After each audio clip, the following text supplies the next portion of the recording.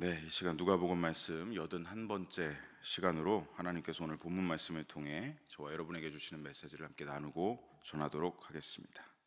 자, 우리는 지난 시간 본문을 통해서 예수님, 이방인들의 땅으로 가시는 예수님을 볼 수가 있었습니다. 데가볼리 지역에 속한 도시였던 거라사로 제자들과 함께 가신 예수님이었죠. 그곳에서 어떻게 하셨습니까? 너무나 불쌍하고 비참한 삶을 살아가던 한 영혼을 만나시는 예수님을 볼 수가 있었습니다. 유대 땅으로부터도 배척받았던 지역에서, 게다가 그 지역 안에서도 무덤이 즐비한 지역에 홀로 고립되어서 누구도 찾아오려 하지 않고 누구도 도움을 주려 하지 않는 이 불쌍하도 못해 비참한 사람, 그는 어떤 것에 사로잡혀 있었습니까? 정말 혼자서는 감당할 수가 없는, 혼자서는 상대할 수가 없는 권세와 홀로 싸우고 있었습니다. 30절에 나오는 레기온, 무려 6천에 달하는 군대 귀신에게 이제 속박되어 있었죠. 그로 인해서 그는 어떠했습니까? 극도의 폭력성을 보이고 있었고 옷을 벗고 살면서도 전혀 부끄러움을 몰랐습니다. 그렇게 사회로부터 떨어져서 고립되어 산 자들이 아니라 죽은 자들과 친밀한 무덤가에서 살아가게 됐습니다. 게다가 밤낮을 가리지 않고 괴성을 질러댔고 주변에 아무도 없으니 더 이상 파괴할 대상이 없으니까 어떻게 합니까? 자기 몸까지 주변에 돌을 들어서 치면서 자해하고 있는, 정말 불쌍한 사람이었죠. 자신의 의지나 생각이나 감정, 이 인격이라는 것 자체가 완전히 그냥 말살된 사람처럼 군대 귀신에게 포로가 되어서 이리저리 휘둘리고 끌려다니고 있었던 그런 상태였던 것입니다. 누구도 찾아가지 않았고 누구도 도와주려 하지 않았습니다. 그런데 예수님은 어떻게 하십니까? 전혀 망설임 없이 그를 찾아가셨습니다. 그러자 자기 지역에 누군가 발을 들였다 인기척을 느끼고는 이 사람이 곧장 예수님과 제자들에게 달려들었던 것이죠. 이게 바로 이 군대 귀신의 전략이었습니다. 이전에 쇠사슬에 매이고 쇠고랑이 채워졌던 이력이 있었기 때문에 이렇게 자꾸 달려들게 만들어서 공포심을 줘서 누구도 이 사람을 건드리지 못하도록, 다시 또 쇠고랑에 갇히지 않도록, 쇠사슬에 갇히지 않도록 이런 전략을 계속해서 써오면서 누구도 이 무덤가에 들어오지 못하게 했던 것이죠. 그러나 예수님은 어떻게 하십니까? 물러서지 않으셨습니다. 오히려 달려드는 이 사람 안에 무엇이 들어차 있는지 본질을 꿰뚫어 보시고는 선포하셨습니다. 29절, 더러운 귀신아 그 사람에게서 당장 나와라. 귀신은 어떻게 합니까? 위협 전략을 계속 쏠 때마다 사람들에게 먹혔는데 지금 자신의 위협 전략이 먹히지 않는 사람이, 이 존재가 등장을 한 겁니다. 그러니 깜짝 놀랄 수밖에 없죠. 결국 이 귀신은 이런 결론을 내리게 됩니다. 평범한 사람이 아니구나. 이 땅에 오신 하나님의 아들 예수 그리스도시구나. 이걸 단번에 알아차린 겁니다. 그래서 귀신은 어떻게 합니까? 태세를 전환하죠.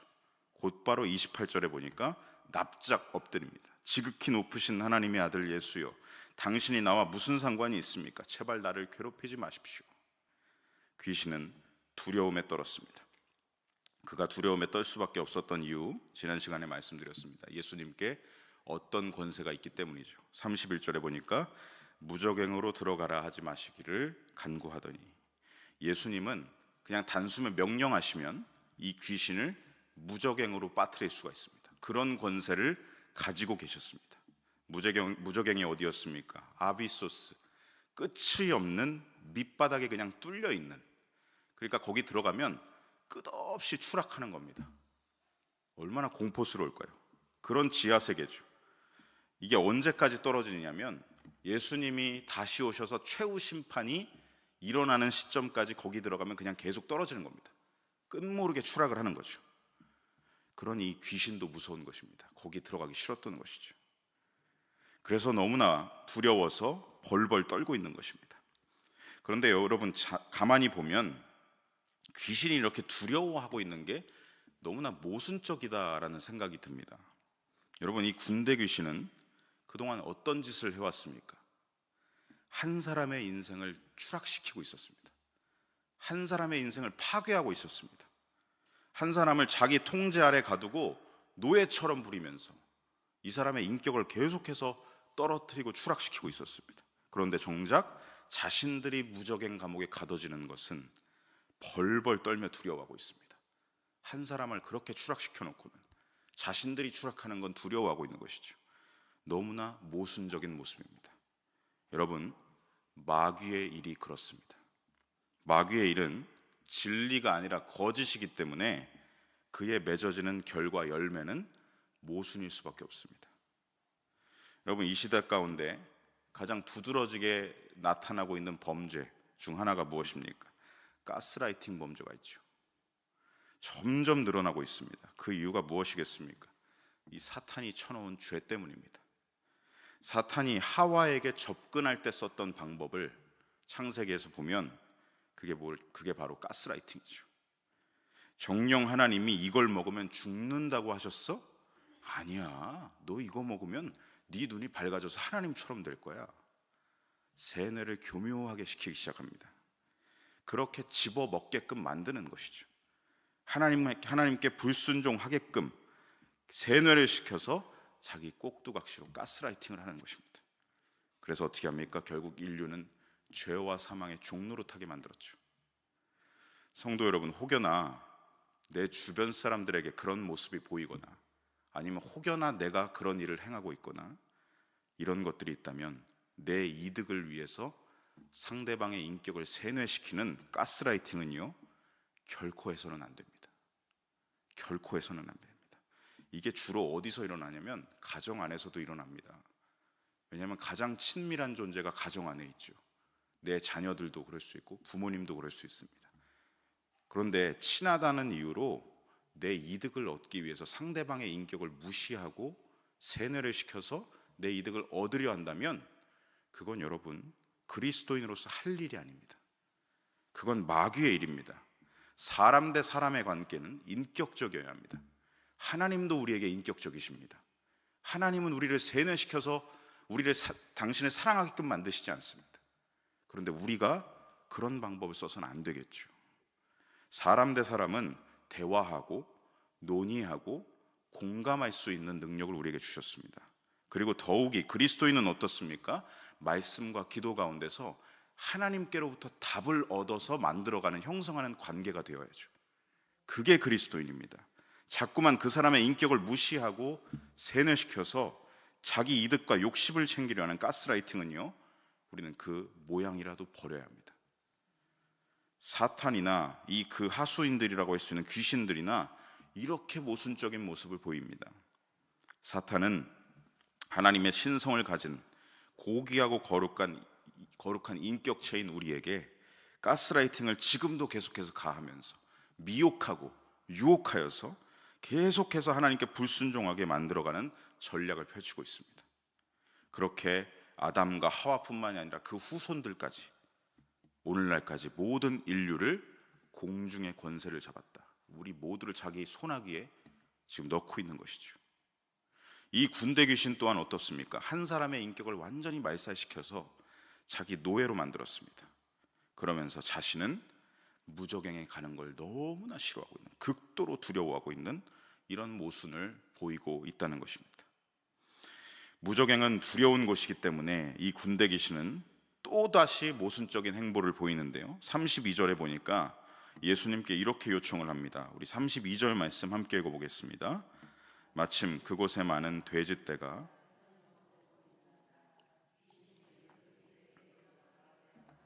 간구하니 이에 허락하시니. 귀신들이 제안을 합니다. 또 예수님께도 아주 교묘한 계략을 쓰고 있죠. 예수님, 우리 무적행 말고 저 돼지떼라도 들어가게 해주십시오. 어떻게든 지금 살 방법을 찾고 있습니다. 게다가 이것을 보면 지금 예수님을 곤경에 빠뜨리려는 계략도 있습니다. 왜냐하면 이 지역, 데가볼리의 지역, 이 거라사 지역은 이방인들이 사는 지역입니다. 돼지떼를 가축으로 사육하는 것만 봐도 여긴 유대 땅이 아니라 이방인의 땅이라는 걸 알 수 있죠. 유대인들은 돼지를 사육해서 잡아먹지 않습니다. 유대인들은 돼지를 먹지 않죠, 율법적으로. 그러나 이방인들에게는 어떻습니까? 매우 중요한 비중을 차지하는 가축이었습니다. 그러니 이 돼지떼는 야생 돼지가 아니라 누군가가 기르고 있는, 사육하고 있는 누군가의 재산입니다. 그런데 이 귀신들이 돼지떼에 들어가서 33절 기록대로 이 돼지에게 들어가 이 돼지를 몰사시킨다면, 이렇게 되면 피해를 입히게 되겠죠. 그렇게 되면 공경에 빠지는 건 예수님이 됩니다. 예수님이 저렇게 만들었다, 곤경에 빠뜨리는 것이죠. 여러분, 이렇게 마귀에 속한 일들은 악랄합니다. 그런데 여러분 잘 생각해 보면 예수님이 이걸 모르셨을까요? 사탄의 전략을, 이 마귀의 귀신들의 전략을 예상하지 못하셨을까요? 신성을 가지시고 모든 것을 이미 다 아시는 전지하신 예수님께서 이 악한 계략을 모르실 리가 없습니다. 예수님은 아시면서도 이 귀신들의 요청을 허락하셨습니다. 그 이유는 세 가지, 하나님 나라가 임하면 무엇이 일어나는지 세 가지를 우리에게 보여주고자 하셨기 때문이죠. 여러분, 하나님 나라가 임하면 무슨 일이 일어납니까? 첫 번째, 사탄과 귀신들, 이 악한 영, 이 악한 권세의 실체가 밝히 드러납니다. 이것을 보여주기 위하셔서 이 요청을 허락하신 것이죠. 악한 영은 결국 어떻게 하느냐, 이렇게 모든 생명체들을 악랄한 방법을 동원해서 사람이든 짐승이든 파멸로 몰고 간다는 것을 보여주고 계신 것입니다. 이 땅에 하나님 나라가 임하면 이들의 실체가 밝혀지고 그들의 관계가 무엇인지 다 드러나게 된다. 예수님은 그걸 다 꿰뚫어 보고 계신다. 이것을 첫 번째로 보여주고 계신 것이죠. 다음 두 번째, 하나님 나라가 임하면 어떻게 되느냐, 무슨 일이 일어나냐, 모든 것을 깨끗하게 하시고 부정한 것들을 맑히시는 예수님, 하나님 나라는 이와 같다라는 것을 보여주고 계십니다. 여러분, 돼지는 유대인들에게 있어 율법의 부정한 짐승으로 여겨졌습니다. 동일하게 귀신들 역시도 부정한 존재들입니다. 그래서 이 부정한 모든 것들을 없애시는 분이 누구냐? 예수 그리스도시다. 모든 것들을 맑히시고 깨끗하게 하시는 분이 예수 그리스도 당신이시라는 것을 이 사건을 통해 하나님 나라가 임하면 이러한 일들이 일어난다는 것을 보여주고 계신 것이죠. 다음 세 번째, 하나님 나라가 임하면 어떻게 되느냐? 예수님을 통해서 이 귀신에 들렸던 자가 완전히 해방된다는 것을 보여주고 계십니다. 여러분, 하나님 나라는 어떤 나라입니까? 잃어버렸던 한 영혼 한 영혼을 되찾으시는 나라가 하나님 나라입니다. 그들을 죄와 사망으로부터 자유케 하시는 그 나라가 바로 하나님 나라다. 예수께서 이루시는 나라가 바로 이 나라다라는 것을 보여주고 계신 것이죠. 36절 중반절에 보면 이렇게 기록되어 있습니다. 귀신 들렸던 자가 어떻게 구원받았는지를 이라고 기록되어 있죠. 여기서 이 구원받았다, 이 해석을 헬라어 원어 문장에서는 에소데라고 기록되어 있는데, 이 에소데는 수동태 이 단어입니다. 이 누구누구에게 구원을 받았다, 누구누구로부터 구원을 받았다라는 뜻이고, 이 에소데의 원형은 바로 소조라는 단어인데 그 뜻은 화면에 보시듯이 구원하다, 속박에서 구출하다, 해를 더 이상 받지 않게 하다, 보전해주다, 구출하다, 자유를 주다, 이러한 의미를 담고 있는 단어입니다. 이렇게 예수님을 통해 하나님 나라가 임하면 어떻게 되느냐?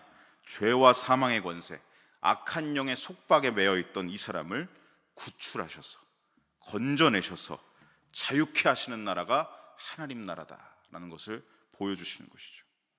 이렇게 하나님 나라가 이 땅에 침투해 들어오면 이제 공중의 권세 잡았던 사탄의 세력들이 하나 둘씩 균열이 일어나기 시작하고 깨지기 시작하는 것입니다. 세 가지를 다시 정리해 보겠습니다. 첫 번째, 악한 영의 악랄한 실체가 밝혀지게 된다. 두 번째, 모든 부정한 것들로부터 깨끗하게 맑혀진다. 세 번째, 우리를 죄와 사망의 권세, 그 속박으로부터 구출하셔서 자유케 하시고 하나님의 자녀, 하나님의 백성이 되게 하신다. 예수님은 이 사건을 통해서 우리에게 하나님 나라의 일들을 보여주고 계신 것입니다. 그런데 오늘 본문에 보면 이 사건의 당사자였던 귀신 들렸던 사람은 예수님을 통해서 자유와 해방을 얻었습니다. 하나님 나라를 경험했습니다. 그런데 이 모든 것을 주변에서 목격한 사람들, 그들은 여전히 죄악에서 벗어나지 못하고 있다는 것을 오늘 본문에 기록되어 있는데요, 그 사람들이 어떤 사람들이었는지, 그리고 그들은 어떤 반응을 보였는지 우리 34절로 37절까지 함께 읽어보겠습니다. 치던 자들이 그 이루어진 일을 보고 사람들이 그 이루어진 일을 보러 나와서 예수님께 이르러 귀신 나간 사람이 옷을 입고 정신이 온전하여 예수의 발치에 앉아 있는 것을 보고 두려워하거늘 귀신 들렸던 자가 어떻게 구원받았는지를 본 자들이 그들에게 이르매 거라사인의 땅 방 모든 백성이 크게 두려워하여 예수님께 떠나시기를 구하더라. 예수님께서 배에 올라 돌아가실세. 자, 돼지를 가축으로 치던 자들이 이 일을 다 목격했다라고 34절에 기록되어 있습니다. 그래서 성내 자기들이 사는 마을에 가서 이 일을 알렸다. 그러자 35절 많은 사람들이 그게 실제 일어난 일이야 하면서 궁금해서 보러 나왔습니다. 정말로 보니까 그들이 예전에 가뒀던 쇠사슬로 매었던 그 귀신 들렸던 사람이 옷을 입은 채로 제정신이 되어서 예수님 발치에 온전하게 앉아 있었다라는 것을 보았던 것이죠. 이들은 두려워했습니다. 이게 도대체 무슨 일이야? 그랬더니 36절에 보니까 이 일을 목격했던 사람들이 몰려든 사람들에게 자세하게 모든 상황을 다 설명해 주었습니다. 저 서 있는 유대인 한 사람이 뭐라고 하니까 이렇게 저렇게 되어서 우리 가축 돼지들은 다 죽고 이 사람은 이렇게 된 거다. 그러자 거라사 사람들의 반응 중요합니다. 37절에 보니까 크게 두려워하여 예수님께 이 땅을 떠나달라라고 말합니다. 자, 여기 크게 두려워하다라는 말만 보면 이 사람들이 그래도 예수님을 경외했구나, 예수님을 좀 두려워했구나 라는 것처럼 느껴지죠. 그런데 보면요, 두려움과 경외심에는 항상 엎드림이 따라와야 됩니다. 무릎 꿇는 모습이 나와야 됩니다. 그런데 그런 기록이 전혀 없습니다. 아니면 우리에게 당신의 말씀을, 진리를 좀 가르쳐 달라는 요청이라도 기록되어 있어야 되는데 그런 기록은 어디에도 없습니다. 단지 무엇이 기록되어 있습니까? 이 땅을 떠나달라, 여기서 나가주세요. 이들의 내면에 있었던 두려움은 경외심보다는 어떤 것이겠습니까? 이 어디서 유대 사람 한 사람이 와가지고 왜 우리에게 이런 경제적 손실을 주는가? 왜 우리의 돼지떼들을 다 이렇게 죽음에 몰고 갔는가? 또 이런 일이 발생하는 순간 우리의 경제적 손실이 또 발생하겠구나. 그게 두려웠던 것입니다. 거라사 사람들은 이생의 염려와 재물의 지배 속에서 그것에 속박되어서 자신들 눈앞에 있는 분이 하나님이신 줄을 모르고 있는 것입니다. 그러니 여기서 떠나달라고, 또다시 이런 문제가 우리에게 생기길 원치 않는다고, 우리에게 경제적인 재앙을 가져다 주지 말라고 예수님을 내쫓아 버리는 것입니다. 마태복음 6장 24절, 한 사람이 두 주인을 섬기지 못할 것이니 혹 이를 미워하고 저를 사랑하거나 혹 이를 중히 여기고 저를 경히 여김이라. 너희가 하나님과 재물을 겸하여 섬기지 못하느니라. 이들은 돼지떼들을 아까워했습니다. 그것을 중히 여겼고 지금 눈앞에 계신 이 땅에 오신 하나님을 경히 여겼습니다.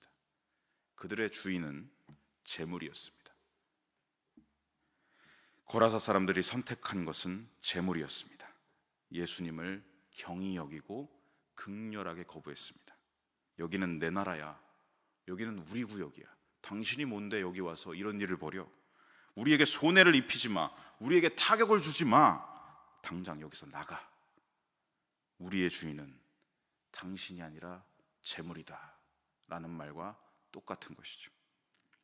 이렇게 예수님은 이방 지역에도, 어둠이 가득한 이방 지역에도 하나님 나라의 빛, 복음을 전하러 오셨지만 경제적 손실이 두려운 이들에 의해서 예수님은 받아들여지지 않고 있습니다.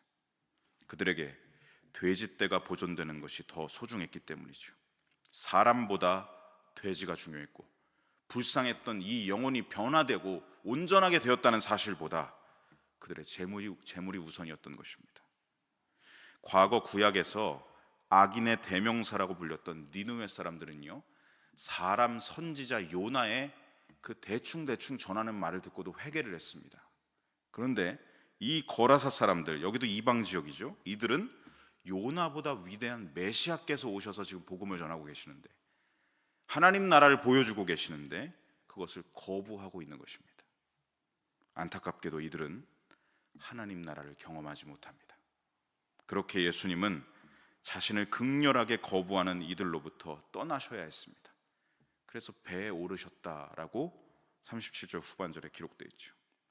그런데 다행히 감사하게도 이 땅에 아직 복음의 씨앗이 한 사람 남아 있습니다. 복음의 증인 한 사람이 여기에 남아 있습니다. 그게 누구입니까? 우리 38절로 39절 함께 읽어보겠습니다. 귀신 나간 사람이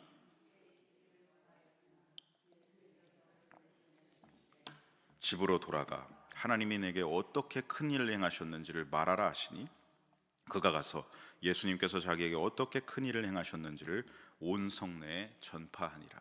아멘. 38절, 이 사람의 지금 인생 결론이 바뀌었다는 걸 볼 수가 있죠. 귀신 들렸던 사람입니까? 귀신 나간 사람이 됐습니다. 인생의 결론이 바뀌었죠. 이 사람은 어떻게 하고 싶다고 했습니까? 예수님 막 붙잡습니다. 진리를 사모합니다. 예수님, 우리와 같이 있어 주십시오. 나에게 같이 있어 주십시오. 간절히 붙잡고 있습니다. 예수님의 제자가 되고 싶었던 것이죠. 여기 머무시면서 나를 가르쳐 주실 것을 간절히 요청했던 것입니다. 자, 그런데 39절에 보면 예수님은 이 사람의 요청을 허락하지 않으시고 그를 집으로 돌려보내셨습니다. 이것만 보면 우리가 예수님이 너무 매정하시다 할 수 있는데, 정확히 말하면 거절하신 것이 아니라 예수님은 이 사람을 제자로, 복음의 증인으로 이 거라사 지역에 파송하신 것입니다.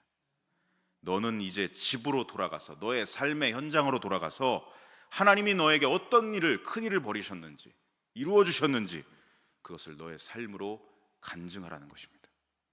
그동안 귀신에 들려서 가정 또한 잃어버렸던 이 사람, 무덤가에서 홀로 방황하던 이 사람에게 이 사람만 회복시키신 게 아니라 그의 가정까지도 다시 온전하게 회복시키시는 예수님의 모습을 볼 수가 있습니다.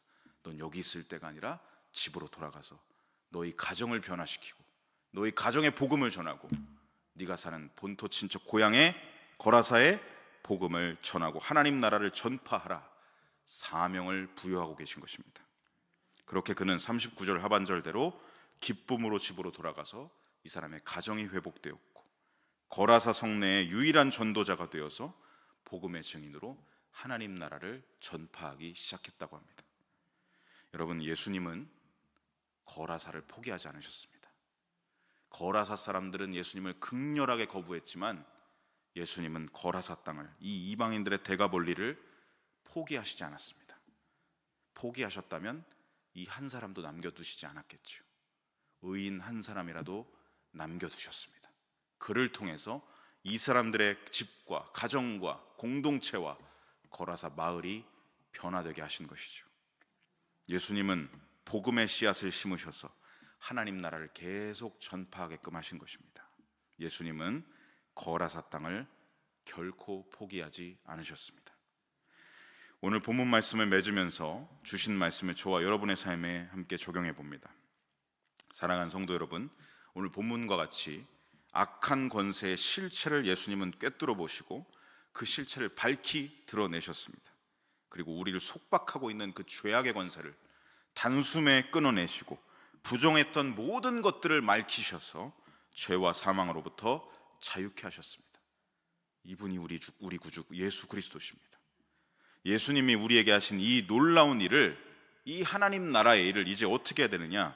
우리는 가서, 삶의 현장으로 가서 전해야 합니다. 이 사명이 우리에게 남아 있습니다.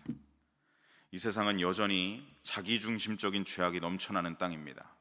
거라사 땅보다 더하면 더했지 못하진 않죠.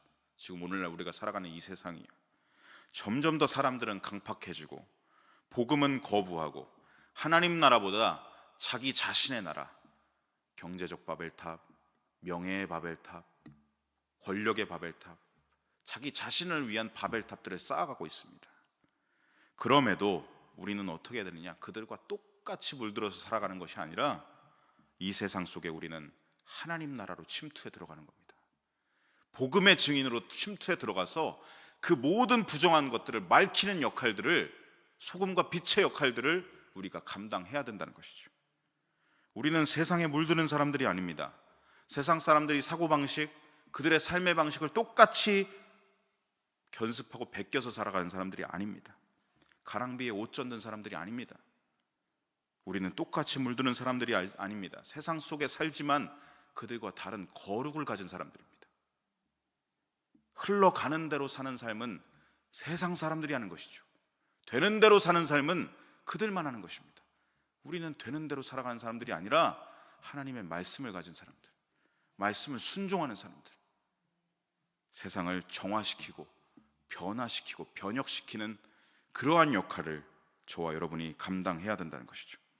더 이상 세상의 물결 시류에 흐름을 타고 다니는 사람들이 아니라 이 시류를 거스르는 사람들이 되어야 됩니다. 그게 우리에게 주신 그리스도인의 정체성입니다. 세상 속에 우리는 그냥 들어가서 사는 게 아니라 침투했다. 여러분, 군대 중에서도 특전사, HID 이런 특전사들은 침투조들입니다. 우리는 침투에 들어간 겁니다. 이 세상 가운데 하나님께서 우리를 복음의 증인으로 침투시키신 것입니다. 세상을 변혁시키고 하나님 나라를 확장하라고 주신 것이죠. 우리를 파송하신 목적이 그것입니다. 결코 주님이 우리를 파송하신 목적을 잃지 않으시는 저와 여러분이 되어야 할 줄로 믿습니다. 공중의 권세 잡은 자 사탄은 여전히 악한 영의 실체를 가지고 우리 안에 계신 예수 그리스도를 자꾸만 없애려고 합니다. 믿는 자들을 점점 더 미혹하는 시대가 되고 있습니다. 우리는 그럴수록 우리에게 주신 복음의 빛을 가지고 끝까지 악한 영과 대적하여 싸우는 영적 싸움을 살아가야 할 줄로 믿습니다. 이 영적 전쟁의 승리자들이 되시고 가정과 공동체와 교회와 나라를 온전하게 세워가는 저와 여러분의 삶이 되시기를 간절히 소망하고 축복합니다. 아멘.